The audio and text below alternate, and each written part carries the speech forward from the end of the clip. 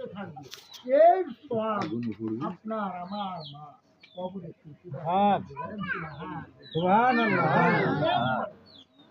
যদি সে আরো জনকল্যাণমূলক কোনো কাজ করে, মানুষ উপকৃত হবে, এরকম কোনো কাজ যদি সে করে দেয়, এই মানুষ যত উপকৃত হবে, সেখান থেকে সে একটি বহুল নেকি সে কবরে সুখে পাচ্ছে।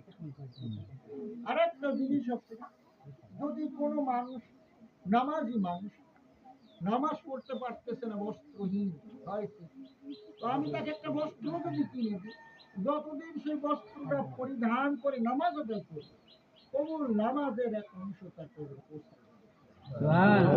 এরপরেও যদি সে মনে করে তার আওলাদের, যদি মনে করে আল্লাহ আমি আমার মায়ের জন্য একটা কোরআন শরীফ কিনে মসজিদে দিয়ে দিই, আর এই কোরআন শরীফ যতদিন বান্দা পড়বে, যত মানুষ পড়বে, যত নেকি হবে, প্রত্যেক হরফে 10 করে নেকি হয়। বলেন সুবহানাল্লাহ। যে কষ্ট করে মুজাহিদের সাথে আল্লাহর নবী বলছে তার জন্য 20 নেকি লেখা হয়। বলেন সুবহানাল্লাহ। আলিফ লাম মিম, একটা হরফ না, 3টা হরফ।